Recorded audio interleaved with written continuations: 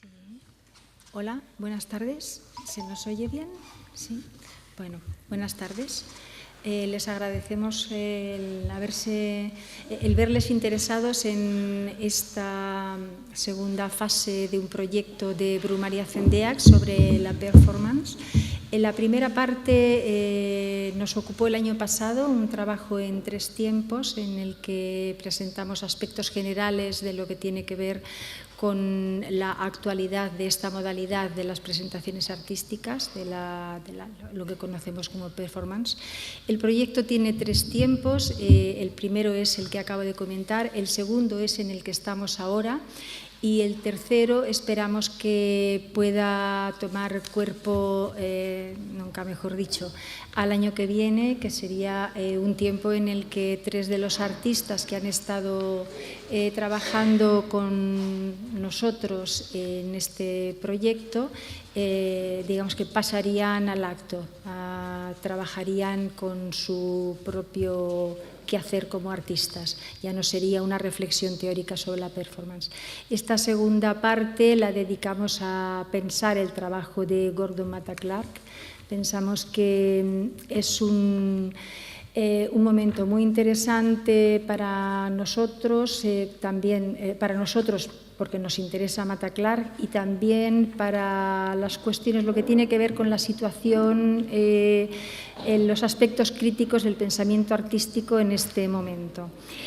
Sobre Matta Clark se ha escrito muchísimo. Creo que la primera bibliografía o recopilación de textos importantes traducidos al castellano fue de la que es responsable Darío Corbeira, creo que es así, ¿no? Que fue en el año 2001. 2000, en el año 2000. Y a partir de ahí, pues bueno, la cantidad de texto es ingente. Creo que en esta ocasión lo particular de nuestra propuesta, si es que cabe hablar de particularidades, quizás sí, es que tratamos de articular lecturas de la producción de Matta Clark desde distintas posiciones discursivas, que es lo que hemos tratado de poner en marcha desde un principio con este proyecto. Es una manera de acercarnos políticamente al trabajo de un artista que representa quizá una de las modalidades, la modalidad fundamental, el corte con otras producciones de este carácter en el siglo XX, ¿no? Paso a hacer una lectura a modo de nota comisarial de aspectos que tienen que ver con el decir de Matta Clark, articulados a lecturas que hablan de lo mismo que dice Matta Clark, pero desde otra posición discursiva. Hay acercamientos sobre lo mismo desde la filosofía, desde el psicoanálisis, desde la historia del arte y desde el pensamiento artístico también. No es el caso de mi texto, pero en el proyecto también hay participación de eso en estos desarrollos, ¿no? También desde un principio hemos pensado que, bueno, quizás el primer acercamiento a una posible lectura de la producción de Matta Clark desde un punto de vista psicoanalítico, y este año, de manera extraordinaria, en esta segunda fase, somos 2, o sea que ya no es que sea la pesada de siempre que insiste con estos temas, pero hay otro colega que viene desde México, lo conocerán después, Carlos Gómez Camarena, que hará una presentación muy interesante de su lectura de Matta Clark. Paso a hacer una lectura breve de algunos aspectos que entiendo que son fundamentales en el trabajo de este artista. Me preguntaba con qué obra Matta Clark, con una práctica que incluye la reflexión sobre la práctica. Este es un punto de encuentro entre 2 modos con distinto fundamento. Uno, discursivo y de carácter clínico, el analítico; otro, adiscursivo y generador de discurso, el artístico.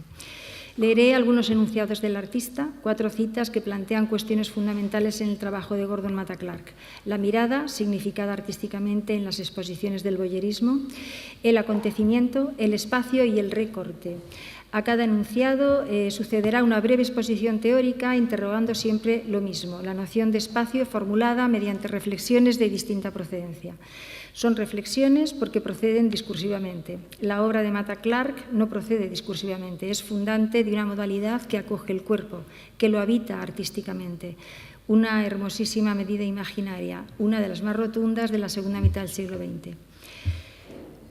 Mata Clark. El voyeurismo es un buen espacio en el que dejarse caer de vez en cuando. Desde que tenía 4 años, cuando conseguí La casa de muñecas, siempre quise ser voyeur.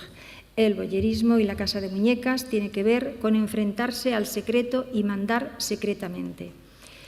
La mirada se ve. La mirada que encuentro es algo que pueden hallar en el propio texto de Sartre. Es no una mirada vista, sino una mirada imaginada por mí en el campo del otro. ¿No queda claro que la mirada solo se interpone en la medida misma en el que se siente sorprendido por la misma? No es sujeto anonadante correlativo del mundo de la objetividad, sino el sujeto que se sostiene en una función del deseo. Cito a Lacan. En el seminario 11. En este seminario es un seminario especialmente dedicado a pensar la mirada. Lacan argumenta que el artista trata de imponerse como mirada, dando al otro algo a ver, da a ver su mirada al ojo del otro, promoviendo así que el espectador se aparte de su propia mirada. La mirada es un objeto misterioso, objeto de la pulsión escópica que el sujeto da a ver vinculado a lo que causa su deseo. Este objeto preexiste al sujeto y lo constituye, efecto de su aparición.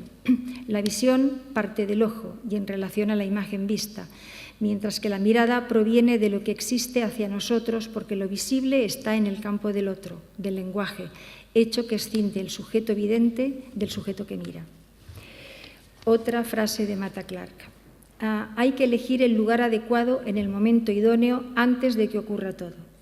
La novedad de lo inesperado, un decir complejo que plantea pensar la noción de acontecimiento y sus relaciones con las categorías de verdad y el procedimiento de verdad y las de ser, sujeto, amor e identidad. La noción de acontecimiento, tal como la plantea Badiou, su indecibilidad y el también indecidible de su enunciación. La pensaremos en relación al concepto de cuerpo como hecho de lenguaje y a su indecible singularidad, una noción indisociable del concepto de ética, porque toda ética es lo decible de la singularidad en la que los cuerpos se constituyen como cuerpos de goce. La ética es indisociable del pensamiento estético. No se pueden disociar porque ambas son construcciones derivadas del encuentro entre lo psíquico y lo somático. Ni se pueden decir salvo mostrando la indecibilidad de la experiencia estética como se puede dar a ver en el pensamiento artístico. Ética y acontecimiento, experiencias del decir de las que sabemos por sus efectos. Otra frase de Mata Clark. Me encuentro en este grupo de gente que intenta con medios artísticos crear y expandir la mitología del espacio. Tampoco sé qué significa la palabra espacio. Sigo utilizándola, pero no estoy seguro de qué significa. El espacio del ser hablante no es la dimensión que describe la geometría euclidiana, es el lugar que verifica el lenguaje, resultado del anudamiento de sus 3 dimensiones, lo real, lo simbólico y lo imaginario, y su función primordial es la de separar los signos de las cosas. No hay ningún espacio real. Se trata de una construcción puramente verbal que se ha deletreado en 3 dimensiones, según las leyes, como se las llama, de la geometría, que son las del globo o de la bola imaginados cinestésicamente, es decir, oral, analmente, citando a Lacan. Censuras. La escisión, cubrición, quemadura y digitalización puestas en forma de la censura en el trabajo de Mata Clark. Toda censura es un juicio de valor. El uso común de la noción de censura tiene que ver con la eliminación eficaz de lo que puede poner en tela de juicio la imagen pública de lo que representa un poder. El poder como capacidad de hacer. Derrida recurre a la etimología del término para ubicar su sentido, y aunque su estudio no prosigue esta relación, la recojo porque incide en su eficacia, en la efectividad de la operación de delimitar la expansión de un pensamiento. El census, del latín censura, sobre la raíz del verbo censere, que significa resultado de la valoración, es el recuento de los ciudadanos y la valoración de sus propiedades. Es, podríamos decir, lo que representa su contabilidad, contingencia que introduce la diferencia, lo que sitúa en otro lugar, modalidad primaria de toda censura. Bueno, lo dejamos aquí como una presentación de aquellas cuestiones que creo están presentes en el texto de Mata Clark. Cuando hablo de texto, nos referimos a su producción artística. Y le doy la palabra a Darío Corbeira, que es cocomisario de este trabajo. Pues muy bien, buenas tardes a todos y gracias por asistir y gracias al CENDEAC por acoger esta segunda parte de este seminario que tiene como campo de trabajo, no tanto como campo de batalla, el amplísimo mundo de la performance. Le damos las gracias al CENDEAC, entre otras cosas, porque ayer, a modo de ejemplo, ayer tuvimos la presentación de un seminario en Madrid, un seminario que hacíamos entre Brumaria, el grupo de modernidades descentralizadas, que está relacionado con la Universidad de Barcelona, con la Universidad de Grenoble y la Universidad Autónoma de Madrid. En él, el coordinador del seminario, un historiador de la Autónoma, Juan Albarrán, se refería su texto prólogo del último libro que hemos sacado, uno de los últimos, que se llama Art, Scición, Transición, que juega con estas tres palabras, con estas tres letras de la palabra transición y la palabra arte, y que trata sobre los imaginarios o los posibles imaginarios que se construyeron desde el arte en lo que conocemos como transición, ¿no? Que es un periodo, por otra parte, que se estira y se encoge y no sabemos muy bien cuál es su intervalo. Bien, en la presentación, en el prólogo del libro, él habla para referirse al momento del mundo del arte, de la institución del arte en España, habla de la apatía crítica, ¿no?, en la cual nos encontramos. Quiere ello decirse que una de las conquistas que tenía el arte contemporáneo, el arte específicamente de unos cuantos años del siglo XX, que era su aparataje crítico, pues estaba en un movimiento apático, y por no decir en un movimiento desaparecido. Cuando hay apatía, pues suele estar acompañada de uniformidad, ¿no?, de que algo no se mueve. Entonces, por tanto, no es en estos momentos fácil trabajar dentro de la institución del arte, y más si me trabajando desde una plataforma independiente o autónoma como es la nuestra, ¿no?, dentro de, como digo, un discurso apático, pero por otra parte un discurso perfectamente ideologizado. En los últimos tiempos, y por no insistir en lo que decía mi compañera de mesa, en los últimos tiempos ha comenzado dentro de la institución o dentro del mundo del arte, ha comenzado a hablarse de a ver si me sale ahora mismo el término, porque es un término ecológico, se me ha ido porque me repele además bastante, pero ¿cómo es? Equilibrio ecológico no es... Sostenibilidad. No, es que sí que me gustaría... Bueno, se ha sacado y se está hablando mucho de la diversidad. Era a propósito de los problemas que tiene la Casa Invisible en Málaga, y el término era... bueno, no me sale ahora mismo. En el caso de que me saliera en el curso de la tarde lo sacaría. El caso es que lo que hay cada vez más, y con los nombramientos que se producen una vez detrás de otra en las direcciones o en las subdirecciones de los centros de arte, de los centros de estudios, de los museos de arte contemporáneo, etcétera, cada vez más hay un discurso unitario, unificador, unívoco, que va en una misma dirección, ¿no? En ese sentido era donde yo quería incidir para presentar este cuerpo de trabajo de que por lo menos aquí tienes un lugar que hay poca... el CENDEAC sigue teniendo, a pesar de sus etapas, de sus crisis o de sus poscrisis, sigue teniendo, al menos desde nuestra mirada, sigue teniendo un componente abierto y democrático que yo creo que es fundamental en el desarrollo del arte en España. Esto son los balonazos de los chicos que están jugando en la calle.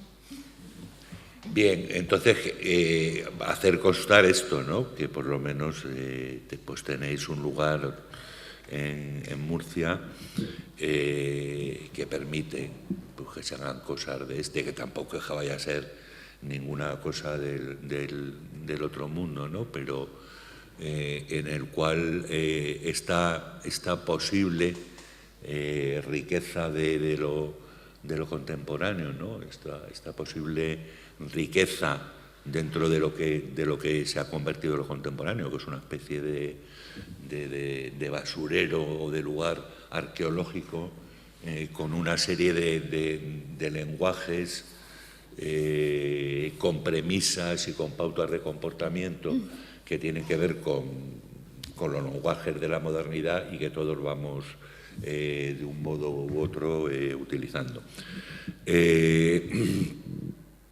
No está de más insistir en esto, ¿no? Máxime cuando el objeto de esta segunda fase de nuestro trabajo es un artista como Gordon Mataclar, que de institucional tenía poco y que, como casi todos los grandes artistas de su momento y de los momentos más importantes del arte del siglo XX y de estos comienzos del XXI, pues lo protagonizan artistas que ponen problemas a la institución, aunque cada vez estos problemas sean menos. Poco más que añadir a la presentación, ¿no? Damos paso a preguntas. ¿A preguntas? 3 minutos para dar paso luego a la presentación de Carlos o la de... No, la mía. A la de Darío. Bueno, entonces, ¿alguna pregunta o damos paso a Darío? ¿Alguna pregunta, no? No, bueno. ¿Seguro? Es el momento, ¿eh? ¿Y cuándo tengo...? Sí.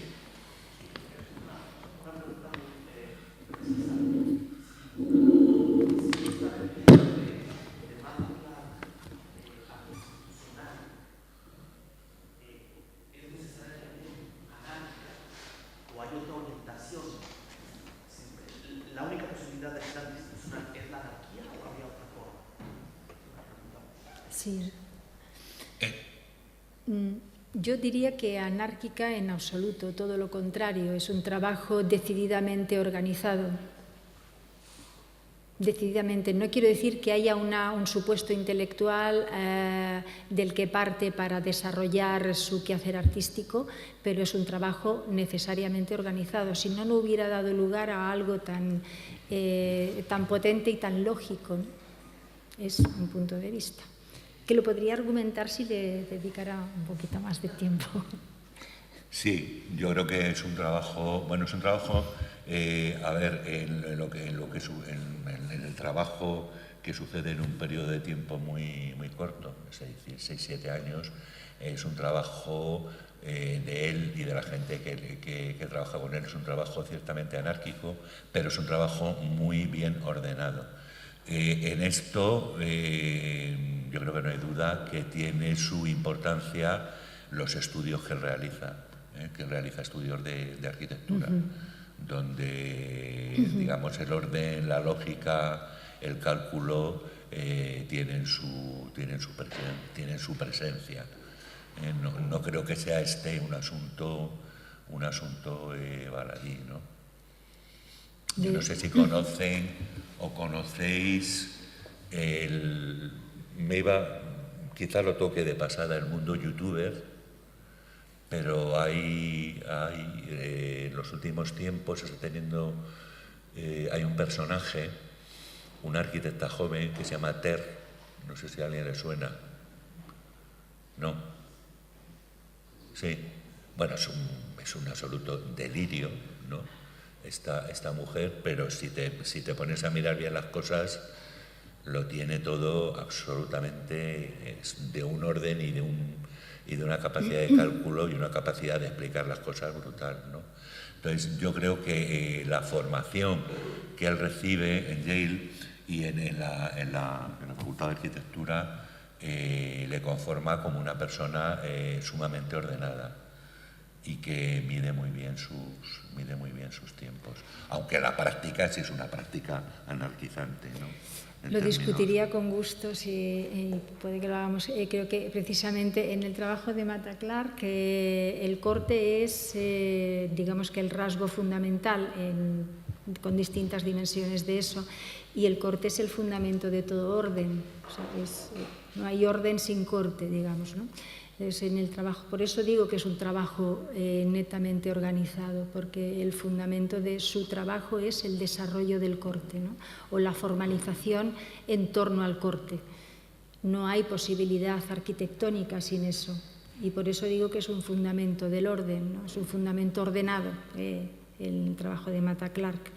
Pero otra cosa, o sea, lo que dice Darío también está ahí, porque una cosa es la dimensión ideológica de lo que acompaña, ¿no? El pensamiento que el artista tiene sobre su propio pensamiento, sobre su quehacer artístico, que ahí es el campo de lo ideal o el mundo de las ideas, y ahí sí que cabe eso, ¿no? Esa posición ideológica en relación a lo anárquico, pero su proceder no es anárquico en absoluto, todo lo contrario. Creo que es un proceder netamente ordenado. Pero lo podemos discutir después. Y le doy la palabra a Darío y me voy, porque va a hacer ahora su ponencia, su exposición, ¿no? ¿De cuánto lo tengo que hacer? ¿Cuánto quieres tener? No, mira lo que me da. 45 minutos. ¿Eh? De 45 a una hora, bien. 36...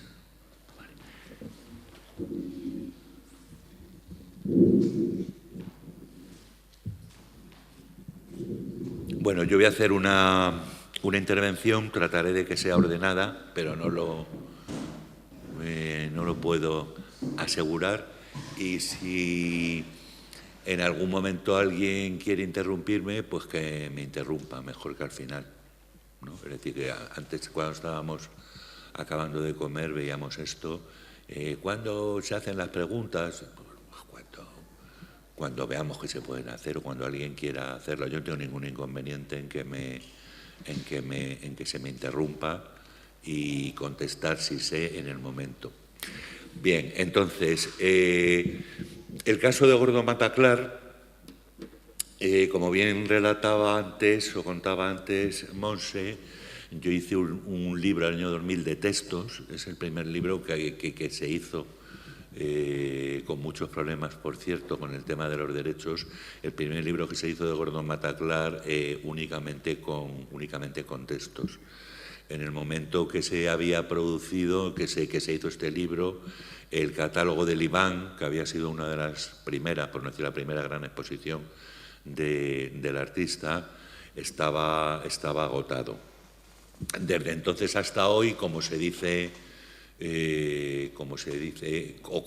primero se dice y prácticamente se adelanta en el libro, en estos últimos 25, 30 años, las exposiciones, tanto individuales como colectivas, así como las publicaciones, pues han sido de difícil enumeración, ¿no? No hay en los últimos 30 años exposición de tesis o exposición discursiva, ya se documenta el Bienal de Venecia, digamos, exposiciones que quieren contener un discurso o que quieren contener un relato histórico respecto al arte de la segunda mitad del siglo XX. Es rara la exposición que no ha tenido o que no ha contado con la presencia de la obra de Gordon Mata Clark, que por otra parte, como decíamos antes, y hay que insistir en ello, es una obra corta en número de trabajos realizados y es una obra que se hace también en un periodo muy corto, aunque un periodo muy intenso a fecha de hoy, como son los años 70, que siguen teniendo más revisión que los años 60 o los años 80, ¿no? El trabajo, por tanto, el conocimiento del trabajo de Gordon Mataclar, lo que se publica sobre él y el número de exposiciones es un continuum. La última ha sido en el Jeu de Paume de París, que finalizó en septiembre y que viaja ahora al Museo del Bronx. Y lo que hay que decir es, pues nada nuevo bajo el sol. Es decir, tampoco da para más el magnífico y extraordinario y gran artista que fue Gordon Mataclar, ¿no? Pero tal acumulación de exposiciones individuales, colectivas, tal acumulación de catálogos, de publicaciones, de textos, de libros específicos fuera de exposiciones, hacen que sea difícil decir algo nuevo sobre él. Yo tampoco lo voy a decir. No tendría, yo me he visto por encima el larguísimo texto, pues por lo menos para mí muy largo, que escribí el año 2000 y no tengo nada nuevo, que no cambiaría ni una coma, ¿no? ni un punto, no tengo nada nuevo que decir al respecto. Me he leído el texto del que hace Jessamine Fiore, que hace en el catálogo de esta exposición que acaba de finalizar en el Jeu de Paume. Jessamine Fiore, yo creo que es el último texto sobre Gordon Mataclar, es la hija de Jane Crawford, la que es la compañera y viuda de Gordon Mataclar, y de Bob Fiore, que es un artista, uno de los pioneros del vídeo, ¿no? Entonces, la incursión que hace en el catálogo de la exposición del Jeu de Paume y la incursión que hace en Mataclar como performance. Ella no conoció a Gordon Mataclar, nació un par de años después de que muriera, pues tampoco es ninguna cosa de otro mundo. Es decir, difícil decir algo nuevo ya respecto al artista. Pero claro, resulta que si nos fijamos que está en todas las grandes, como digo, en los últimos 30-35 años, está en todas las grandes exposiciones, de una manera individual o colectiva, es decir, su obra se está utilizando, su obra se coge para ilustrar líneas discursivas del mundo de la exposición. Cuando eso sucede, es que no nos encontramos ante un artista del montón, ¿no? Ante un artista sin sustancia. No, nos encontramos en un artista cuyo trabajo suscita interés y suscita discusión. Es decir, si el trabajo de alguien dentro del sistema del arte global, ¿no? si suscita y se requiere su presencia en las grandes exposiciones del sistema del arte global, como digo, es porque algo tiene que tener el artista. No lo puedes dejar de un lado. Y claro, lo que tiene el artista es que en un periodo corto, en un periodo, como insistimos, corto, y con una obra igualmente corta, que no ha tenido mucho tiempo para desarrollar, lleva implícito una serie de discursos, una serie de componentes, una serie de elementos subyacentes que interesan a la población en general, ¿no? Que interesan a los que están trabajando o trabajamos en el arte, ¿no? Los mundos donde bebe Gordon Mataclar, que son sobre todo el espacio, el tiempo, como se decía respecto al espacio, él reflexiona mucho sobre el espacio y además es muy intuitivo respecto a la consideración del espacio, ¿no? Yo he sido profesor en una facultad de Bellas Artes de una cosa que se llamaba Espacios del Arte, una asignatura, y el espacio es un tema pues muy complicado, es un tema ciertamente difícil, no es cualquier cosa, ¿no? Esto es el espacio, si ya nos metemos en el tiempo, no te quiero ni decir, infinitamente más complicado que el espacio. Bueno, pues Gordon Bataclan trabajaba con esto, trabajaba con el tiempo, con el espacio, obviamente con la arquitectura, trabajaba con la sociología del momento y trabajaba con las grandes contradicciones que había entre el mundo real y el mundo futuro y el mundo soñado, ¿no? Entonces, de alguna manera, sus obras dejó de ser, como decía Gansier, sí, una estancia en Madrid. El artista que hacía agujeros, no. Es decir, no está haciendo un agujero, que también. Y como demuestra esta foto y el vídeo que la acompaña, lo que hace en lo que dice el Jeu de Paume con un riesgo brutal. Pero lo que está realmente es creando un agujero que está ventilando digamos, la maloliente húmeda e insalubre institución recién constituida del arte. Es decir, que está tocando temas cuya puesta en escena suscita problemas y suscita discusión. Voy a poner un ejemplo que a algunos que lo conocen les va a poner muy nerviosos, pero que yo creo que es necesario considerar lo que pasa con la obra, en concreto en España, no en otros lugares, con la obra de Santiago Sierra, que crea unas discusiones brutales.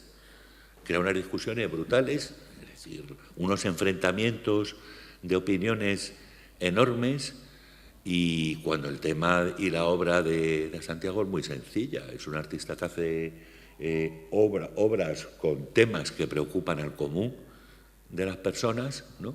Que preocupan al común de las personas y que suscitan discusión y tienen una lectura política. Bueno, no tiene nada que ver un artista, obviamente, con el otro, pero eso sucede en general con toda la obra de Gordon Bataclan, que lo que hacen es producir y reproducir una discusión, una puesta en cuestión del statu quo de la propia institución, que no era probablemente su objetivo, ¿no? Y que también lo que está ocurriendo es que obras que sí tenían como objetivo crear un problema, conscientemente, crear un problema a la institución, ya fuera privada o pública, pues no crean ese problema, ¿no? Lo que hizo De Wall, la obra que hizo con el muro de Berlín, pues fue una obra desconocida que no llegó a materializarse, que solamente hay algunas imágenes por ahí grabadas que después ha montado Jane Crawford, y que es una obra intensísima, ¿no? Intensísima, porque lo que pretendía era meter una carga de dinamita en el muro en uno de sus puntos. Entonces, al no existir como tal, no ha generado ese vínculo discursivo con la gente a la cual iba dirigida. Pero bueno, por no alargarnos en este asunto, yo creo que es difícil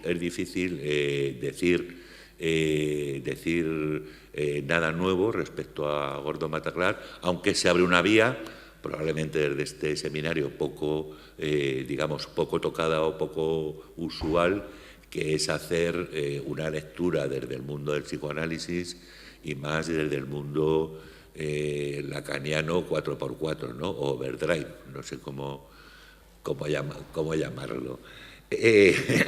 Bueno, como decía, yo tampoco voy a decir nada nuevo, pero sí puedo decir cosas que suscitan los trabajos de Gordon Bataclan, ¿no? En primer lugar, que lo que nosotros conocemos como Gordon Bataclan, que si ahora mismo entráramos en Google Gordon Bataclan imágenes, pues saldrían un montón de imágenes que ya son icónicas, ¿no? Para los que conocemos el asunto. Lo que realmente conocemos de Bataclan es el personaje que ha sido creado. Es el personaje que la historia y la historiografía reciente del mundo del arte han construido. Pero realmente este personaje no existía.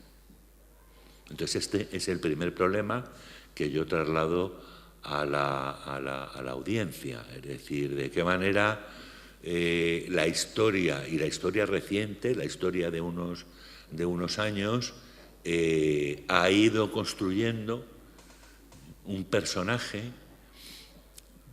que a lo mejor tiene que ver, pero no mucho, con lo que era Gordon Mataclar. Hoy que estábamos comiendo con el compañero mexicano que nos acompaña y con Javier Castro, pues nos preguntaba Carlos, claro, desde México, que cómo vemos nosotros la movida, por ejemplo. Pues la movida ya está, la movida es Almodóvar y un poco más, ¿no? A mí no me gusta Almodóvar, tal, pero bueno, lo que subió es que hay una construcción histórica sobre la movida.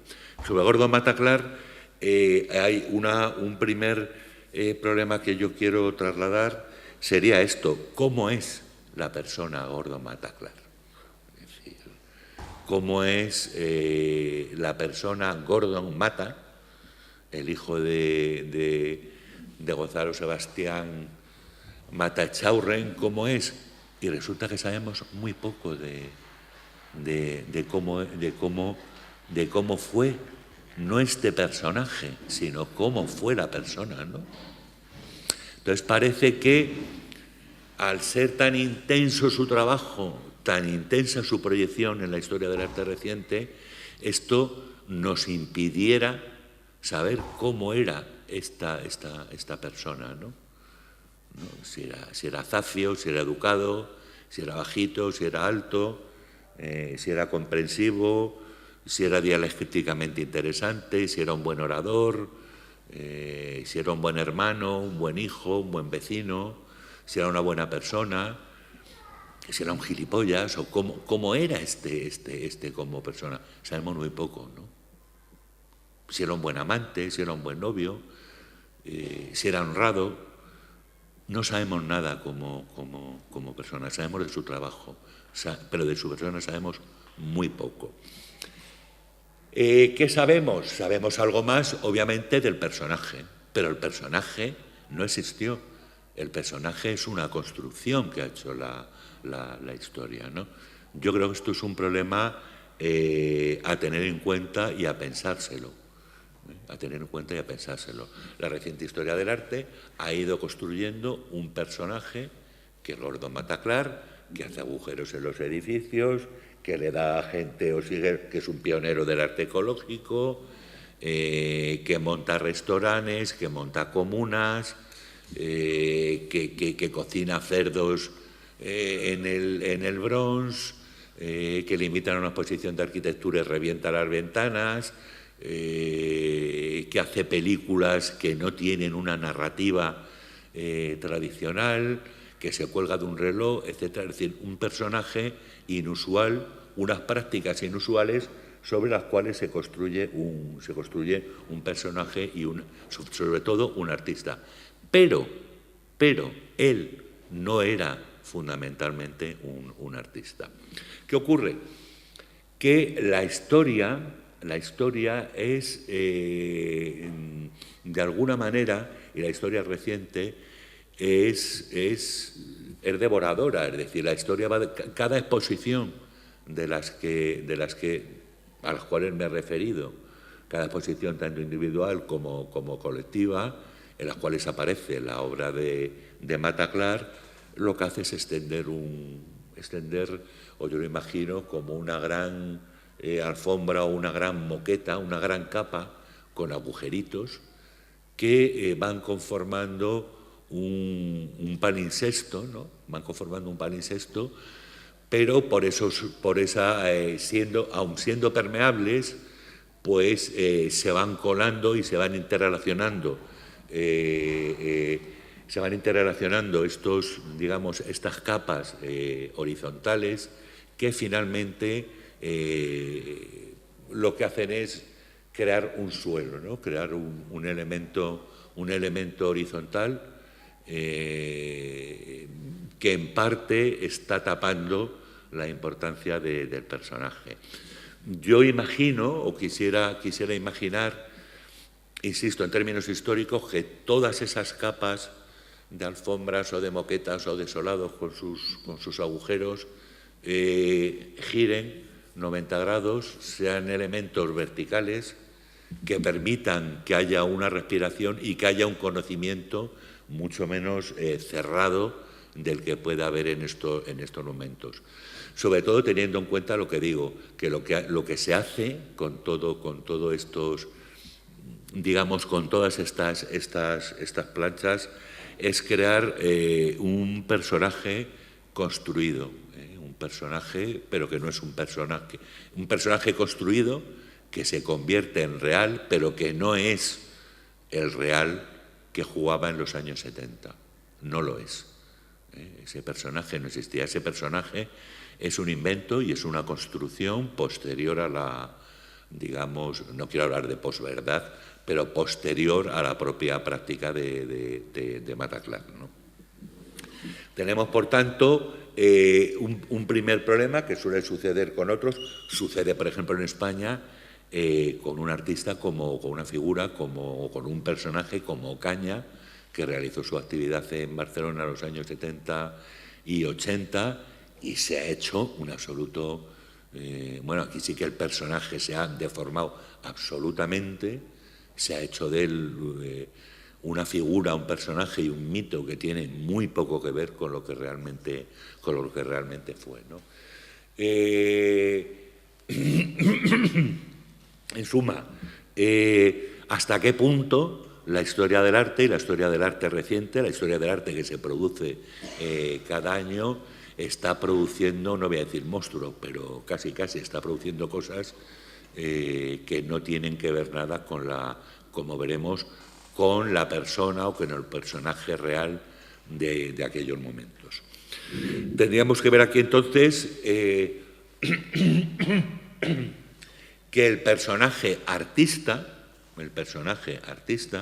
es un personaje creado que tiene que ver en parte, pero que no coincide con el personaje o con la persona artística, que sería, digamos, el punto número 2 que yo quiero proponer en esta tarde, pues a discusión y también como un problema que al menos a mí se me presenta igualmente como problema. En el año 2006 hubo una exposición, como siempre antológica, de Gordon Mataclar en el Museo Reina Sofía de Madrid, que la comisario Gloria Moure. Era una exposición muy completa, y en la presentación de la misma, la comisaria hizo la exposición, digamos, la exposición pública de qué era Gordon Mataclar y en qué consistía la exposición, y cuando le tocó el turno a Jane Crawford, que era, como dijimos antes, la viuda de Mataclar, ella dijo, bueno, yo voy a tener una intervención muy corta. Gordon Mataclar fue fundamentalmente un activista, tal cual. Entonces alguien le insistió y se reafirmó. Era un activista, mucho antes que un artista, mucho antes que un arquitecto, mucho antes que nada era un activista. Claro, cuando esto lo dice una persona que le conoció intensamente como Jane Crawford, y que además pues es una mujer honesta y sincera, pues te da que hablar. Es decir, ¿qué es un activista, ¿no? ¿Qué es un activista? Hablando de esta mujer, en una cena con ella, quiero decir que es un dato muy bonito a tener en cuenta. Yo le solté para ver si me soltaba algo cuando hablo de es que esto se me había pasado, cuando hablo de la persona Gordon Matta, ¿no? Cómo era. Yo le dije, oye, Jane, Gordon era un tío realmente guapo, ¿no? Él ligaba, Entonces ella me dijo, es que ese no es el asunto. Me dijo, era un guapo y era bello, pero a nivel interior. Me dijo, era guapo, pero era fundamentalmente bello, tenía belleza interior. ¿qué es esto, no? ¿Cómo me dejó decir? Entonces la apreté un poquito más con mi impresentable inglés, y lo que me vino a decir era que era una persona muy completa, muy bondadosa, extraordinariamente bondadosa, y que era esto, que tenía una gran belleza interior. Bueno, yo creo que es un dato bonito a tener en cuenta. Bueno, el caso es cuando esta mujer dice que era una activista, dice, bueno, vamos a ver, ¿qué es esto del activismo, ¿no? ¿Cuándo se da el activismo? Sin ningún género de dudas, en los años 70. Una parte de los 60, pero fundamentalmente en los años 70, ¿no? ¿Qué es, si nos cogemos el diccionario de la Real Academia, qué es un activista, ¿no? Un activista, dice, y el diccionario de la RAE raramente miente, ¿no? Dice que es un militante de un movimiento social, de una organización sindical o de un partido político. Un militante de un movimiento social, de un partido político o de una organización sindical. Un militante. Palabra clave a tener en cuenta. El caso de Mataclar no era ninguna de las tres cosas. No era un militante, era un militante, ahora veremos de qué, pero no era de una organización sindical, de un partido político o de un movimiento social. Sí era un militante de un movimiento cultural y de un movimiento que quiere originar cambios en los modos de vida, ¿no? Todos los movimientos que se habían hecho presentes en el mundo occidental, producidos sobre todo por la entrada en crisis del modelo del bienestar, más la revolución cultural en China. Eso tuvo un reflejo, como sabemos, muy importante en la costa oeste norteamericana, en círculos universitarios, tanto norteamericanos como europeos, como latinoamericanos, en el sentido de que vinieron a informar una serie de rebeliones, de revueltas, que ponían en cuestión tanto el statu quo de la Guerra Fría, es decir, del mundo dominante salido de la Segunda Guerra Mundial y de las guerras producidas por los movimientos de liberación de las colonias, como la propia entrada en crisis del modelo familiar, ¿no? Pues el hippismo, el pop rock, etcétera, tuvieron una importancia, se sincronizaron de alguna manera con los movimientos de izquierdas y dieron lugar a que salieran una serie de formulaciones, una serie de propuestas de índole cultural. Una de ellas es la que protagonizan, una de ellas muy pequeñita, es la que protagoniza Gordon Mataclar con el grupo de gente que se movían a su alrededor, ¿no? En los cuales había artistas, aprendices de artistas, dibujantes, diseñadores, gente que pretendía otro modo de vida, que ya venían de la crisis del movimiento hippie, que nunca fue gran cosa, pero que estaba prácticamente desaparecido.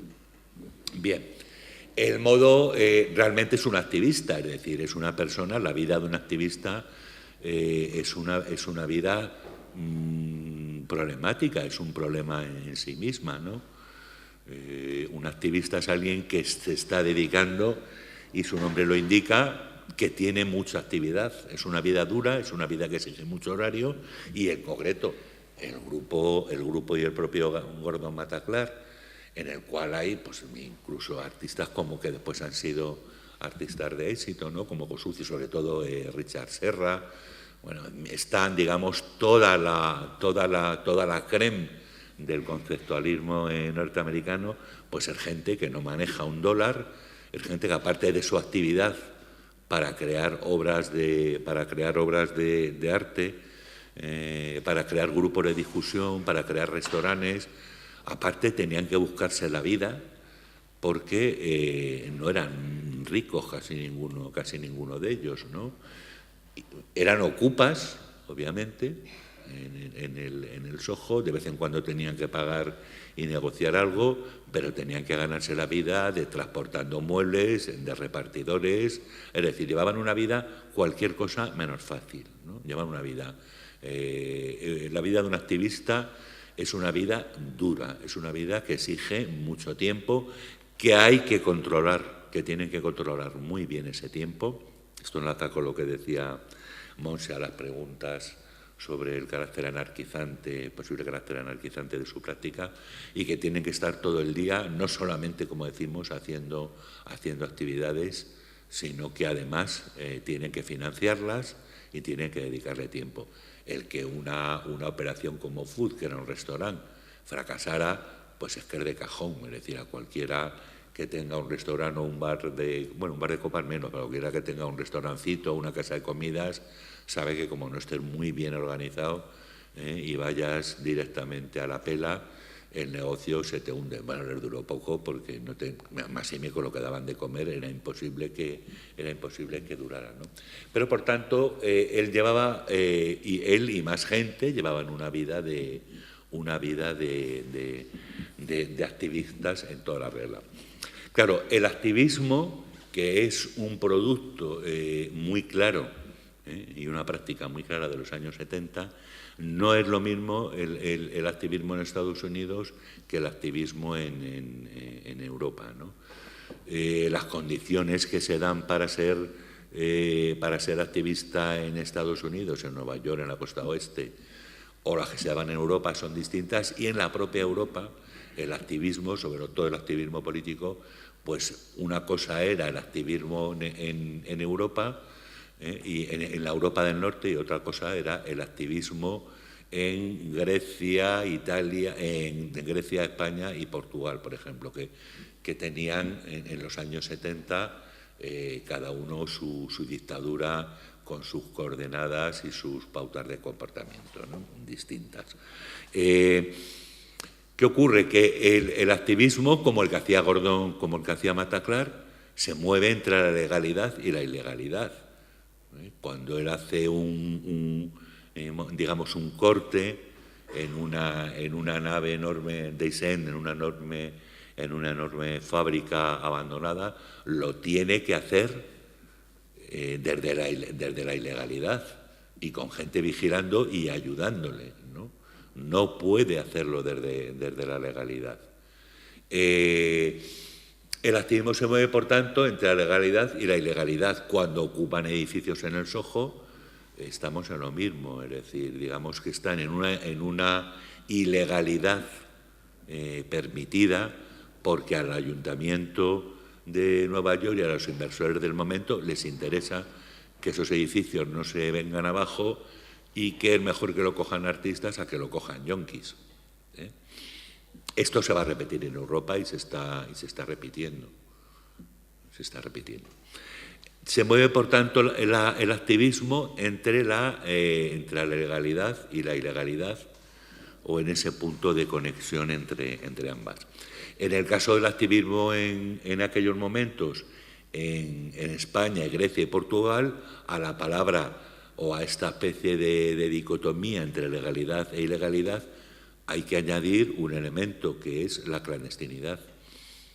El activismo en estos tres países, y el activismo cultural, el activismo político, se hace en la más absoluta clandestinidad, porque digamos, su enjuiciamiento por parte de la legalidad vigente, y así sucedía, suponía detenciones, suponía torturas y suponía años de cárcel. Por tanto, otra nueva contradicción, otra nueva dicotomía, que es clandestinidad, legalidad. En cualquier caso, este activismo del que hablamos, lo que exigía era mucho trabajo, lo que exigía era mucho desgaste físico, no solamente para poner, como decimos, en práctica, la obra que se quería, sino para lograr financiar las actividades de mantenerte, para tener algo que comer. Por la correspondencia y por el archivo sabemos que el exitoso artista Mata, el pintor, era muy rácano con sus hijos, es decir, les enviaba muy poco dinero, ¿no? Entonces se lo tenían que ganar como se lo tenían que ganar otros. Por citar lo citado, el hoy multimillonario Richard Serra cargaba muebles en una furgoneta sin parar. Es decir, realizaban, por tanto, un trabajo remunerado, pero lo que nadie quería, es decir, no trabajaban de profesores de universidad, que es sería ahora mismo la moneda de uso corriente. No eran profesores de universidad, no eran colaboradores de revistas, raramente pillaban una galería o una institución y se ganaban la vida como trabajadores sotoboche, es decir, teniendo que trabajar y poniendo en funcionamiento un gran esfuerzo físico.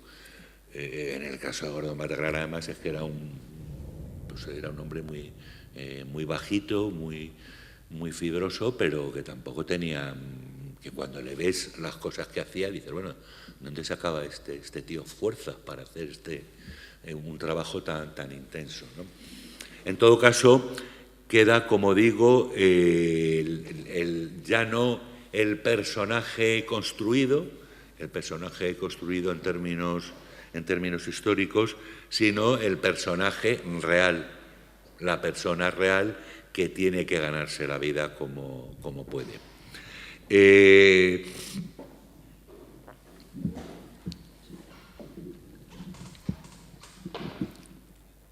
Hay un tercer, bueno, apunto eso y quiero decir, para acabar con este segundo punto que yo creo problemático, que cuando se habla de activistas o de ocupas o de, bueno, todo esto después el movimiento ocupa tanto en los Países Bajos como en Estados Unidos, como después se ha ido propagando por el resto de países occidentales. El movimiento ocupa ha sido institucionalizado en una gran parte, y ni que decir tiene que lo que se llama activismo de hoy con el activismo de los años 70 no tiene absolutamente nada que ver, ¿no? Es decir, lo que hoy denominamos activismo es otra cosa. Es decir, bueno, pues yo soy, el caso más claro lo tenemos en la PA, la plataforma de afectados por la hipoteca, en menor medida con Stop Desahucios, pero sobre todo la PA, en el momento que los líderes han cogido territorio institucional o han pillado cacho, que se dice en las instituciones, la PA directamente missing, ¿no? Lo que se dice queda muy poquito, ¿no? ¿Qué pasa? ¿Que las instituciones son voraces? Pues no, las instituciones son las instituciones, pero los activistas de la última década pues son una cosa que el sistema coopta e integra con absoluta rapidez, ¿no? Digamos que el activismo de estos últimos tiempos, quitando, en el caso concreto de España, el activismo de estos últimos tiempos tiene muy poco que ver, digamos, con la gramática y los lenguajes que se manejaba el activismo de los años 70, y tiene mucho más que ver con una discursiva oficial, transversal, populista, oportunista, llamémosle como queramos. Esta es la lectura que nos permite, o que yo me permito hacer desde la obra de Gordon Bataclan, ¿no? Por último, el tercer punto problemático es que esta gente trabajaba mucho. No eran un grupo de vagos, era gente que trabajaba mucho. Es decir, aparte de ganarse la vida como transportistas, intentar hacer obras, exposiciones en centros de arte o en galerías, hacer obras en clandestinidad, hacer dibujos, como era el caso de Mataclar, hacer miles y miles de dibujos con rotuladores y lápices de colores, intentando venderlos y no vender ni uno. Es decir, ni uno, lo que se dice ni uno. Todo eso exigía mucho trabajo. Y entramos en la tercera parte, que yo creo que nos suscita la obra mataclarquiana, ¿cuál es el trabajo? ¿Qué es el trabajo? Que era el título de mi intervención, trabajar o no trabajar, a la luz de lo que estamos viendo en los últimos tiempos, ¿no? Merece la pena hoy pegarse la panzada de horas que se pegaba esta gente, o que nos pegamos algunos resistentes, ¿no? Horas y horas y horas, y dices, bueno, pero ¿para qué? ¿No? Es decir, ¿qué pasa con el trabajo? ¿Nos libera? ¿Nos enriquece? ¿Qué pasa con este mundo del trabajo en un momento en el cual no se sabe en qué va a consistir el mercado de trabajo en los próximos años? Es decir, tú hace unos años estudiabas para ser maestro o te formabas con el oficial albañil de tu pueblo para ser peón de albañil y sabías, en términos de futuro, qué trabajos iba a haber. Ahora mismo no se sabe en qué va a consistir en trabajo. Google en los últimos años ha venido contratando masivamente a matemáticos y el último año está contratando a filósofos. Está contratando a filósofos que se sienten y piensen y elaboren conclusiones, no se sabe muy bien de qué. Pero no se sabe en qué va a consistir el mercado en el futuro. No se sabe. Lo que sí sabemos es en qué consiste ahora mismo, ¿no? Mientras, y hablando de trabajo, mientras llevamos 2 o 3 años que las noticias cada día en España, o en el Estado español, como queráis, yo prefiero decir España, cada día que enciendes a los medios de comunicación el tema es Cataluña. Cataluña, Cataluña, Cataluña, Cataluña. Venga, Cataluña. Boom, boom, boom, boom, boom. Pero de los temas reales, que obviamente Cataluña es un problema real. Pero bueno, ¿qué pasa con el trabajo? Los mayores recortes se han producido en Cataluña. ¿Qué pasa con el mercado de trabajo? ¿Qué pasa con la sanidad, con la educación, con la atención a los sectores más desprotegidos en la infancia y en la tercera edad? ¿Qué pasa con la agenda social? Bueno, pues esto, yo hablándolo con un asesor de la dirigencia de Podemos, me dice, joder, pues es que no toca ahora mismo hablar de ello. Pero ¿cómo que no toca? ¿Cuándo toca entonces hablar de estas cuestiones? ¿Cómo que no toca hablar de la agenda social? ¿Cómo que no toca hablar que el 15% de los asalariados españoles, asalariados, es decir, que cobran cada mes, está bajo el umbral de pobreza? ¿Cómo que no toca hablar de estas cosas cuando cada año llega el informe FOESA, lo hace público Cáritas y dicen, a ver, después de la crisis del 2008, de la crisis de la deuda soberana y de los efectos que tiene aquí, a partir del 2011, la gente que viene a pedir ayuda es cada vez más pobre, cada vez es más pobre y cada vez sienten más vergüenza de pedir. ¿Pero esto qué es? ¿Qué es esto? ¿Cómo es posible que en una democracia avanzada, con un régimen de libertades envidiable, una sociedad permisiva como la española, se esté permitiendo que haya unos niveles de pobreza que se están ocultando porque a la gente le da vergüenza? ¿Pero esto qué es? Esto es absolutamente inadmisible. ¿Cómo que esto no toca? Esto es lo primero que toca. Con diferencia, es infinitamente más importante. Primero, que no haya trabajo, que ahora me referiré a ello, o que el 15% de los asalariados sean pobres, infinitamente más importante que la crisis catalana. ¿Pero esto de qué va? ¿De qué estamos yendo? ¿Por qué estamos huyendo de esto? Bien, 15%, por tanto, de los trabajadores bajo el umbral, es decir, que cobras un salario, pero eres pobre. La pregunta sería, ¿para qué trabajo? ¿No? ¿Para qué trabajo? Pues a ver si voy pillando algo, o pidiendo, atracando, o como sea, pero estoy trabajando para ser pobre. Bueno, esto nosotros. En India se está dando el asunto ya no de los parias, infinitamente peor, de gente que huye de las zonas rurales a las zonas de construcción, que trabajan y dependiendo de cómo le venga al empleador de turno, les paga o no les paga. A lo mejor se tiran 5 o 6 jornadas sin cobrar absolutamente nada y malviviendo debajo de un puente con unos niveles no es un régimen de producción esclavista o premedieval, es peor, es otra cosa que no se sabe muy bien cómo llamarles. Pero en el caso nuestro, que estamos en el mundo avanzado, nos estamos permitiendo esto. ¿Quién tiene agenda social? O la agenda social se nos hace presente y dentro de ella el mundo del trabajo cuando viene Cáritas con los informes COESA. Pero es que además ahora ha coincidido que los informes Eurostar, que ya son a un nivel europeo, las cifras que están dando son alarmantes para España. Es el país más injusto de la Unión Europea en cuanto a reparto de riqueza.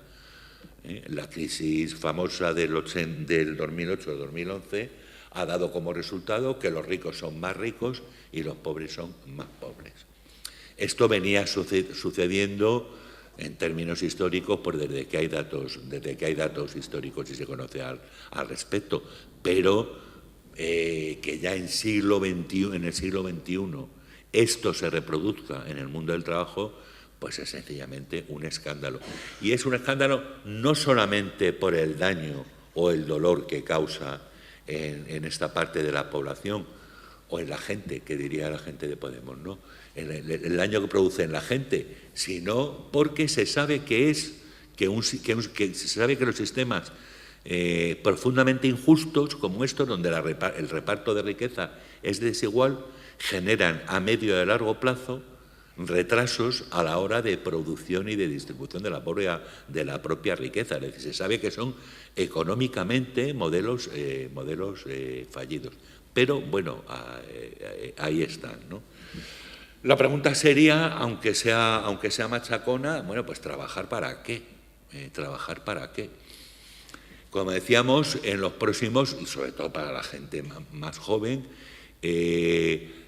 vosotros me imagino están al tanto de lo que se ha producido en Madrid con los títulos de la Universidad Rey Juan Carlos, ¿no? Que expende títulos y másteres que no se hacen, es decir, que son mentiras.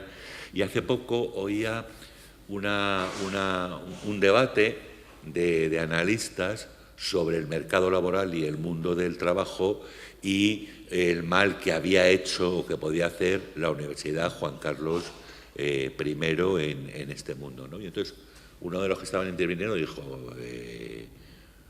al mundo del trabajo en España, es decir, lo de la Universidad Juan Carlos I y los títulos falsos se la trae absolutamente floja, es decir, le da y se la suda, que decimos, ¿no? O le trae sin cuidado, que dice Javier Marías. Al mundo laboral le trae sin cuidado los títulos. Y dio un dato. En los últimos 5 años en España, más del 50% de los contratos de trabajo se han hecho obviando las titulaciones académicas. Es decir, al mercado del modo de producción neoliberal le dan igual los títulos. Lo que quiere son resultados y lo que quiere es rapidez y flexibilidad. El resto le da igual. Pero tampoco ese mercado, ese mundo de trabajo, está sabiendo o se sabe qué va a consistir en los próximos años. ¿Cuál es el trabajo seguro? Ser farmacéutico, ser programador, ser electricista, ser intermediario, ser youtuber. ¿Qué es lo que va a dar empleo? No se sabe en los próximos años. Entonces la pregunta, yo creo que si yo tuviera ahora mismo 18 o 20 años, la pregunta pertinente sería esta: Y ojo, ya lo está siendo en una parte de la juventud. ¿Trabajar para qué? Porque a todo esto, en el mundo 2.0, en el mundo de la digitalización, y en el mundo en el cual los proyectos o los programas de reindustrialización no se saben a dónde van, en el mundo de la inmediatez, ¿qué hacer? Es decir, ¿qué es lo que hacer desde Occidente? ¿Trabajas en qué y para qué? Bueno, pues es obvio que no hay trabajo para tanta gente, no lo hay. Las máquinas y el mundo y el universo online nos permiten trabajar mucho menos. Y hay países como Francia que lo llevan un tiempo aplicando. La pregunta es esta, entonces, el tercer problema, ¿trabajar? Pues es que a lo mejor no hay que trabajar. Y puedes permitirte el lujo de vivir con lo mínimo, siempre y cuando te lo den los que están trabajando. Es decir, siempre cuando haya un reparto, quizás este sea el futuro del mundo de trabajo, ¿no? Un tercio trabajando, de ese un tercio aproximadamente 9 de cada 10 precarizados, 1 de cada 10 viviendo súper, ¿no?, a tope. En definitiva, un tercio trabajando, un tercio viviendo de las subvenciones de lo público y un tercio en la economía informal.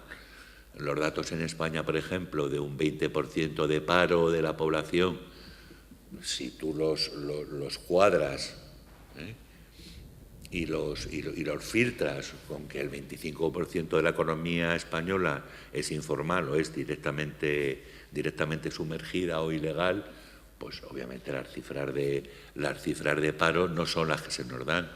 Hay muchísimo menos parados de lo que dan las cifras oficiales. La desgracia es, y la ignominia es que dentro de ese sector de parados, pues se cuenta la gente que es rotundamente pobre. Y yo creo que eso, desde nuestra condición de personajes ya, digamos, posteriores a la modernidad, de personajes contemporáneos, de personajes que tenemos una formación en cuanto al respeto a las pautas de comportamientos sociales, a la diversidad dentro de un orden, en fin, los que tenemos la obligación de cumplir, pero aparte también tenemos garantizados derechos. Esto es inadmisible, ¿no? Yo creo que estos son los tres problemas que quería hacer Oriegal. De una parte, la construcción de un personaje que es un personaje histórico, que no es un personaje artístico. La otra, la realidad del activismo en la época en que Matarrás lo hizo, en los años 70, y por otra parte la realidad del mundo del trabajo a fecha de hoy. Y nada más. ¿Preguntas?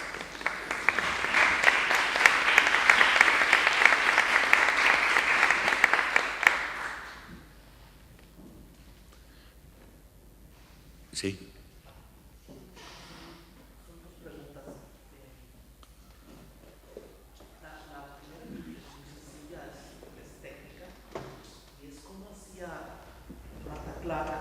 ¿Cómo hizo para exponer en esos museos de gran reputación? Me interesa porque especialmente, ya lo veremos mañana, por su exposición que hizo en el Museo de Bellas Artes en Chile, en Santiago de Chile. Pero eso fue excepcional, me parece. ¿Cómo hizo él? En Chile era por el parentesco de... Por supuesto, eso es bien importante. ¿Y en nosotros cómo hizo? Pero les puso un poco en museos en vida, ha sido después. Una cosa interesante con la... Perdón, y la otra pregunta ya para no interrumpir, es ¿por qué es importante para ti, Darío, investigar sobre Mata Clark como persona? Te digo porque tengo mi preocupación tendría que ver con esto que luego Zizek plantea como hoy se presentan los superhéroes como personas humanas y que es una operación ideológica, por un lado, y por otro lado, no sé si va más por el lado de la figura dandy o si es francamente una psicologización. Esa es mi preocupación. Bueno, ahí están las dos preguntas. Bueno, a mí no me interesa especialmente como... no me muero por conocer detalles cómo era como persona. El caso es que el personaje pues ha terminado comiéndose digamos, el personaje se ha comido al activista para convertirlo en artista. A mí las cuestiones personales no me interesan demasiado. Hombre, si después te vienes y te lees un libro y de cotilleo sobre el mundo del arte, sobre quién se acostaba con no sé quién, y la otra, no sé qué, pues son cosas que siempre vienen bien para dormirte por la noche, ¿no? Pero no es que yo tenga especial interés en saber cómo era la persona. Sí que hay muy pocos detalles de cómo era, igual que hay un tabú, en Mata Clara hay un tabú con el padre, claramente un tabú, es decir, no se dice lo que es verdad. Es decir, cuando Mata Clara muere, que muere muy joven, y a partir de los años 80 el imán Funes Abanderado empieza a haber grandes exposiciones en grandes museos. Por cierto, Estados Unidos a la cola, es decir, tienen que pasar 30 años de su muerte para que haya una exposición en el Whitney de Nueva York, y una exposición con muchos problemas además. Es decir, la recepción de Gordon Matta Clark es infinitamente mayor en Europa que en Estados Unidos, muchísimo mayor en Europa, la recepción y la recepción crítica de su trabajo. Bueno, todo esto cuando sucede en los años 80, todavía con el pintor Gonzalo Sebastián Mata, no sé si es Gonzalo Sebastián, sí, Gonzalo, que siempre me equivoco con el nombre primero. Bueno, Sebastián Mata, el Sebastián Mata, que obviamente es un artista muy narcisista, tiene un mosqueo de mucho cuidado con el hijo. Porque para él su hijo fue, por lo que fue en los años 70, pues una especie de bandarra que monta un restaurante, que hace agujeros en los edificios, que está chalao, es decir, tiene una imagen negativa y de vez en cuando le envía unos dólares. Y en los años 80 lo que ve que los grandes museos del mundo empiezan a hacerle exposiciones y lejos de sentirse contento con su hijo, lo que se siente es envidioso y encabronado. Esto es un tabú. Es un tabú, no figura en ningún lado. No se plantea decir, bueno, pero este pájaro, pero se agarra un cabreo muy grande con el éxito de su hijo, de que su hijo es más que él. Así de sencillo. Es más que él, y él creía que era, pues esto, un chalao que hace gamberradas de este tipo, ¿no? O que hace un gorrino ahí debajo de un puente en Nueva York y no sé cuántas cosas más. Y de la noche a la mañana los grandes museos hacen exposiciones y no de él. ¡Guau! Cabreo total, mosqueo absoluto. Él recepciona mal. Esto es un tabú, pero bueno, yo lo puedo decir, es decir, no tengo nada que perder ni que ganar al respecto. Es inaceptable lo que hace. Yo cuando hice el libro, por ejemplo, hubo una persona que lo conocía muy bien y me dijo, mándale el libro, toma la dirección y mándale el libro a París, a Gonzalo Sebastián. Tal. Y digo, ¿por qué? Dice, no, mándaselo, por favor. Digo, pero no le va a hacer ni caso. Dice, por eso, para que se joda. Es que hay que, mándale. Y yo se lo mandé el libro, claro, con una carta que por supuesto no me contestó. Es decir, que en ese momento había gente que estaba preocupada en el sentido de vamos a tocarle los huevos a Mata Padre, que está muy mosqueado con el hijo. Pues venga, yo le mando el libro sin ningún problema. Lo recepcionó muy mal, muy mal.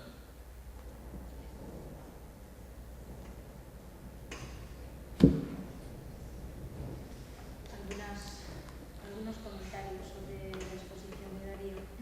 La más sencilla es lo que tiene que ver con la tercera pregunta que planteabas en tu exposición, que es el trabajo. como un efecto de la producción de Mata Clark. Eso me parece interesante, ¿no? O sea, la disertación, las reflexiones de Darío Corbeira sobre esta cuestión, al margen de la relación que tenga con estos temas, está en este caso directamente relacionado con su reflexión, valga la redundancia, sobre el trabajo de Mata Clark, las preguntas, o sea, esas dos preguntas que se establecían entre pensar la producción de Mata como un resultado de la posición de un activista o como una construcción artística. Yo entiendo que hay construcción, no sé si la palabra activismo es la adecuada o si la palabra artística es la palabra adecuada. Tampoco sé qué podemos decir de qué es la producción artística. Lo que sí que hay es producción. Y en lo que conozco del trabajo de Mata Clark, no he encontrado en ningún momento un acercamiento gratuito. O sea, todo lo que produce es la puesta en forma de preguntas fundamentales que tienen que ver con aquello que dice de su subjetividad, no en términos autobiográficos, porque no es eso lo que encontramos en el trabajo, sino la relación que tiene con el mundo como un sujeto de lenguaje, ¿no?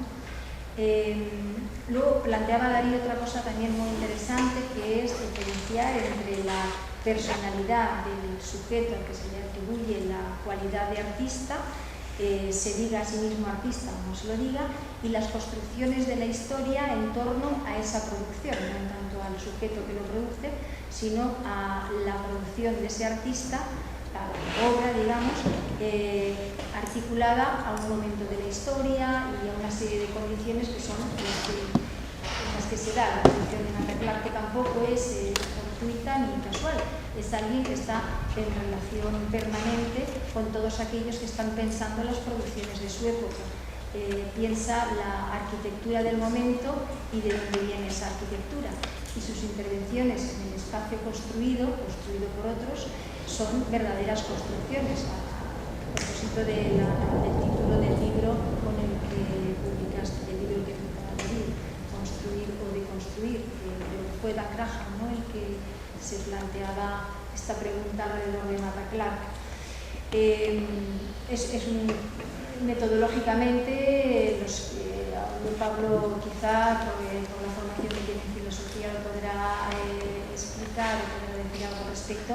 Metodológicamente es un procedimiento deconstructivo para construir, y lo que hay es una verdadera construcción artística que se puede deducir haciendo un análisis formal de todas y cada una de sus producciones desde un punto de vista lógico. Bueno, es una pregunta. Pero no me has preguntado nada, no te respondes. Ya, no lo agradezco.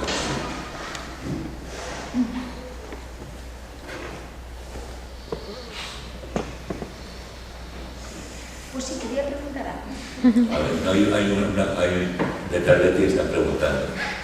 Pues si hay alguien preguntando, que lo haga.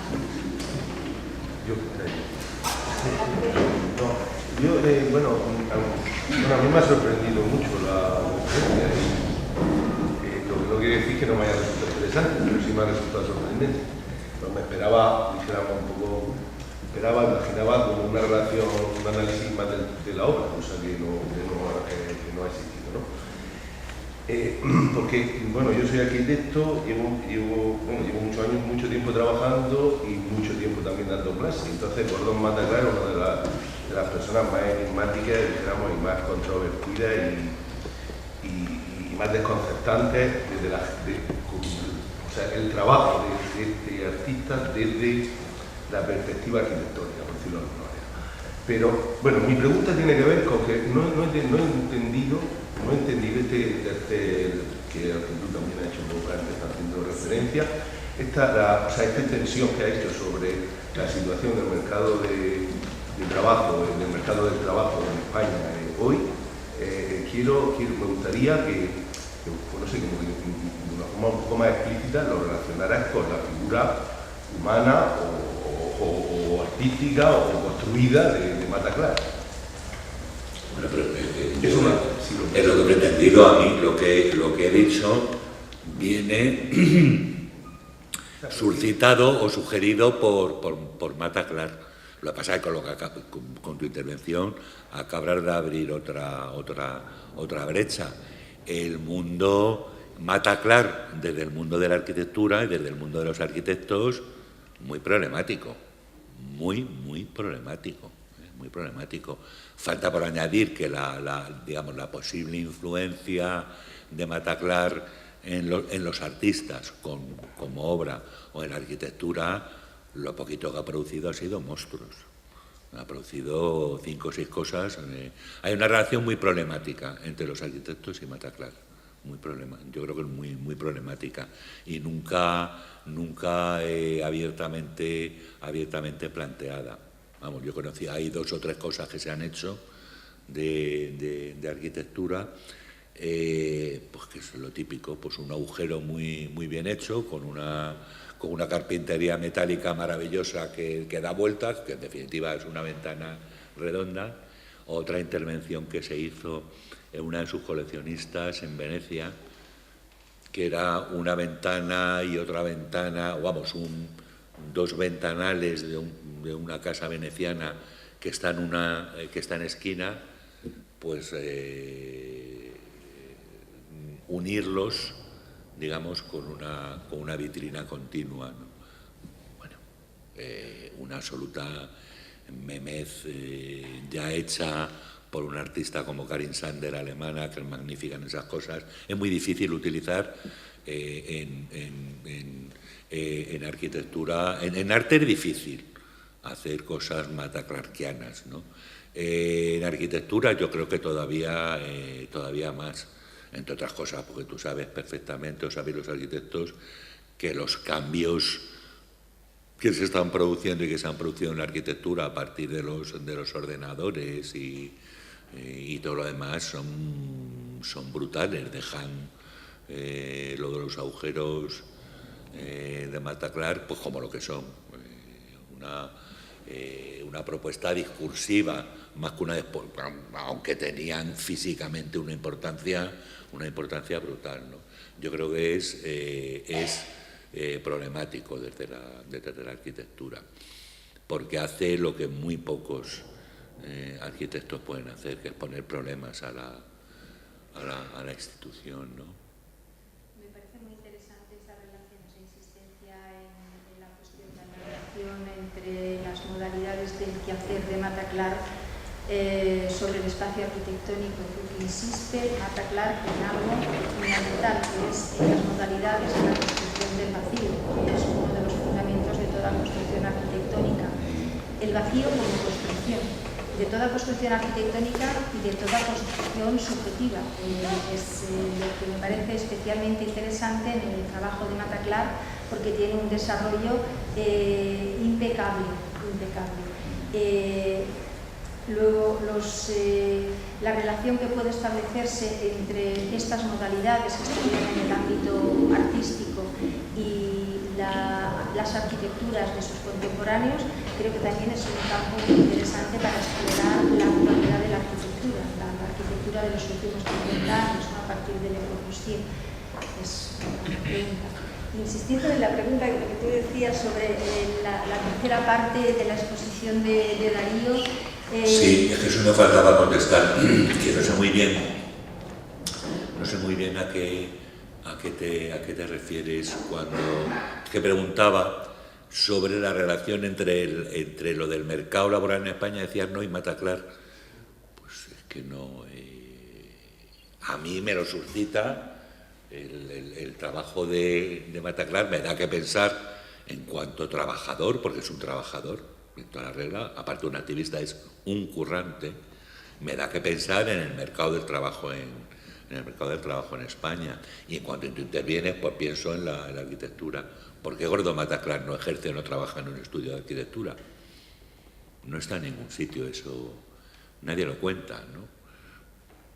De esto lo que quería insistir es que esta tercera parte de la exposición de Darío tiene que ver con el efecto de la unidad, que es algo es casi lo que fundamenta su existencia. Si no es efectiva es otra cosa, con toda la complejidad que supone el sostener lo que estoy diciendo, ¿no? Porque eso es dar por hecho que debemos decidir qué es y qué no es una producción artística. Pero en principio hay producciones que producen efectos y, por ejemplo, lo que ha producido, o sea, uno de los efectos que podemos quizá constatar en esta relación que estamos tratando de plantear estos días, en estos momentos, sobre el trabajo de Mata Clar, es ese efecto sobre el discurso de las formas, lo que pueda decir Darío Corveira, en relación al trabajo. No es una exposición académica, pero algo del quehacer de Mata Clar en relación a cómo sitúa la cuestión del trabajo, él como artista, ha tocado, incidido, lo que sea, en lo que Darío nos ha expuesto hoy, ha dado lugar a eso, digamos, ¿no? Que me parece interesante para pensar el efecto de la obra de arte.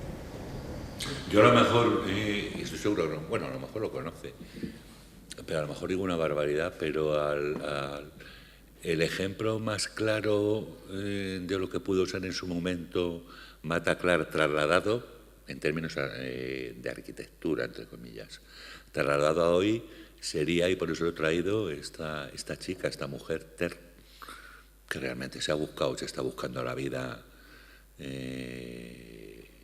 como youtuber, y es increíble, es increíble, vamos, es una explosión también de actividad, de manejo del lenguaje. Sí, dime.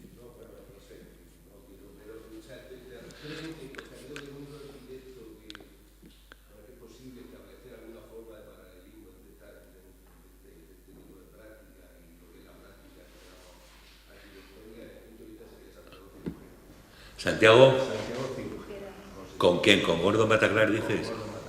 Y creo que, o sea, esta relevancia que tú hoy le has dado a la importancia que tiene para interpretar esta obra, la importancia de su activismo, de su condición de activista y de su condición de militante, o sea, también es muy, o sea, eso es fundamental. Esto, bueno, por supuesto que dijéramos estas reproducciones formales que incluso hicieron en los años 80 y 90, vinculadas al posmodernismo, donde se construía de construcción, en fin, esos son ejemplos pésimos de interpretación de esto, porque están carentes de todo sentido, ¿no? Son textos meramente formales, ¿no? Pero lo digo porque a mí me parece muchísimo más relevante la práctica de Santiago Cirujeda, por ejemplo, que la práctica de Ter, ¿no? Yo, pues como obispo, ¿no? Porque soy seguidor de Ter, de cuando tenía 15 seguidores, ahora no sé cuántos tiene, pero en fin. Y también tiene cerca de 300.000. Bueno, pues ahora tiene pues eso, pues, y también soy seguidor de Santiago Cirujeda, también desde su origen. Entonces, creo que sigue ahí un paralelismo importante. Pero te has visto, por ejemplo, esta mujer Ter tiene 27 o 28 años, youtuber. ¿Tú has visto cómo explica las estructuras y cómo explica el funcionamiento de los elementos arquitectónicos, o cómo explica los edificios, o cómo explica Le Corbusier? Es de caerse por los suelos. Es acojonante, ¿eh? Bueno, a mí me parece, vamos, yo soy seguidor ciego de Ter, ¿no? No sé, bueno, a mí Ter no, o sea, me parece un fenómeno contemporáneo interesante que cabalga muy bien sobre las nuevas tecnologías, que tiene un perfil, ella, su carácter es muy interesante audiovisualmente, pero a mí me parece que no sé, sí, es interesante comparar el Partenón con las Kardashian. O sea, convertir el culo de la Kardashian en un paradigma formal, ¿no? Que sería uno de los políticos. Estoy de acuerdo, ahí yo creo que patina en sus... Pero esto que tú le otorgas valor no lo tiene tanto, son, pero has visto que está divulgadora, es una divulgadora, es como la divulgadora, tú lo has dicho. Es una divulgadora arquitectónica, pero que no profundiza como pueda ser cualquier divulgador científico hasta el propio mundo de la ciencia, ¿no?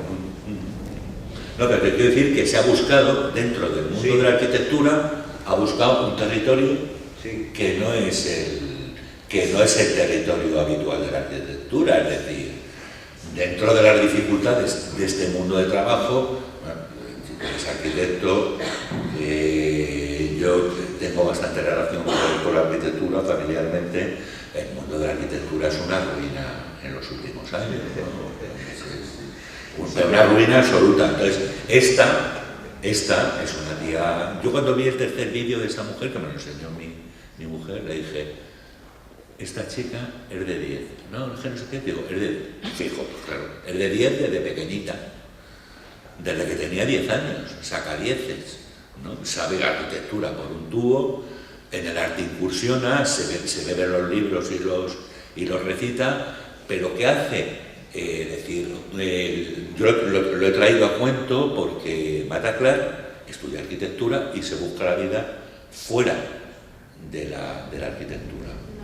Ter es arquitecta y se busca la vida fuera de la arquitectura tradicional, se la está buscando y tiene discurso, un discurso repleto de agujeros, por supuesto, pero lo tiene y dices, coño, pues es una youtuber que para mí es como, pues eso, como un alienígena, un youtuber, ¿no? ¿Qué son estos y tal? Pues esta se la ha buscado dentro del mundo youtuber y le está funcionando. Y es interesante, esta es una artista, en toda regla, esta mujer. Es una artista. Tiene unas cosas delirantes. No se busca la vida fuera de la arquitectura, Mata Clar. No. No. Sí, claro, ¿cómo que no? No, se la busca en la arquitectura. Ya, pero eso, o sea, la cuestión sería, esta una discusión eventual, si el trabajo de Mata Clar, sus acciones son prácticas arquitectónicas o no. Yo creo que no tienen nada que ver con la arquitectura. No tiene nada que ver. Desde mi punto de vista. Son prácticas radicalmente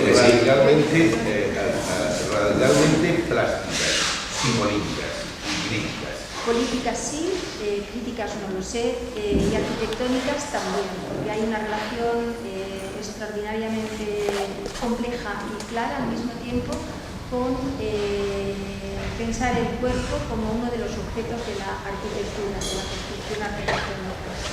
Es arquitectura, no en el sentido de construir para que los otros habiten, sino el construir para el habitar, en el sentido más profundo de eso, ¿no?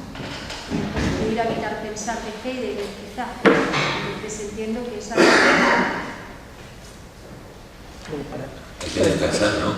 Sí, solo una cosita, que cuando elegimos la imagen del cartel, luego al principio pensé que estaba enseñando una obra de Mata Clar, un agujero, y solo luego me di cuenta de que debía hacer a Gran Hermano 16 y que lo que había hecho Mata Clar es el agujero para poner la webcam, ¿no? Que había puesto ahí una super webcam en pleno centro de París mirando el presente, ¿no?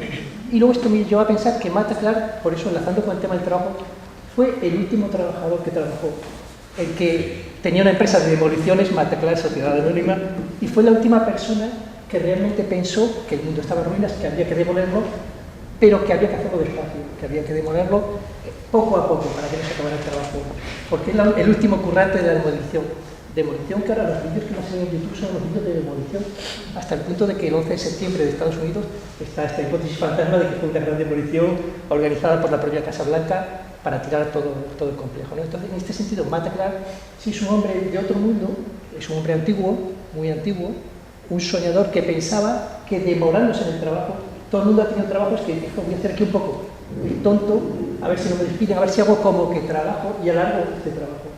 Yo trabajé recogiendo tomates, me dijeron los compañeros del tajo, quieto, no vayas tan deprisa, que nos echan a todos de la finca. Dale tiempo, con calma, aquí en el tomate, que si tiramos una semana es una semana más. Pues Mata Clar es este hombre del tiempo, ¿no? Este hombre del mundo, que temblaba ya en los 70, que se vio que el orden burgués no daba más de sí, que llegamos a la precariedad y a la ruina, y él fue haciendo agujeros, intentando que aquello aguantara un poco, mostrando las debilidades de la estructura, pero fue el último que pudo hacerlo. Después de él ya descendió todo abajo, instaló ya este orden de lo visual, de la cámara, del control, de aquí estáis todos fichando con cámara electrónica, y un orden en que ya esta cosa nostálgica del trabajo que has dicho aquí un poco una apelación, es decir, esto es un orden ya que no hay vuelta de hoja, ¿no? Estamos en un mundo en el que ya no es posible ser un Mataclar. Porque legalmente, actualmente sería, te metería en la cárcel, estaría prohibido ser un artista al lado de Mataclar, ¿no? Santiago Tirujeda, muchas de sus obras que juegan con esta cosa de lo Mataclar, en realidad está el permiso, está la administración, está la burocracia apoyando el proyecto de Santiago, si no sería viable, ¿no? Entonces, este es el último que pudo hacer algo de este tipo. Entonces, yo creo que sí que hay una nostalgia, pero no del trabajo, sino de la desaparición del trabajador.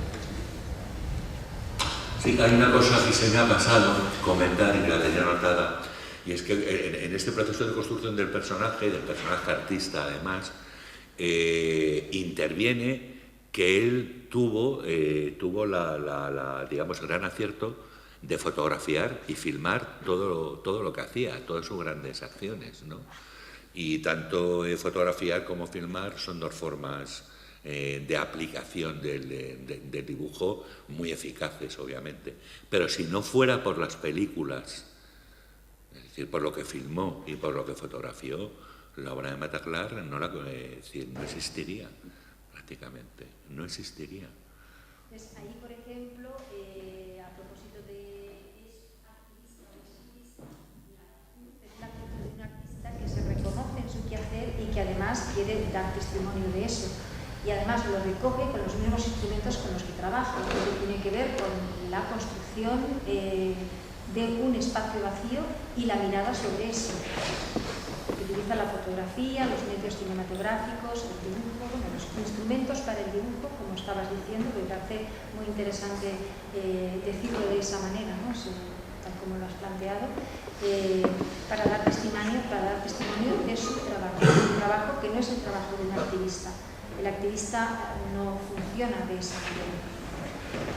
La acción la mejor de otro, digamos, ¿no? ¿Queréis que nos damos 5 minutos para un café o 10 minutos?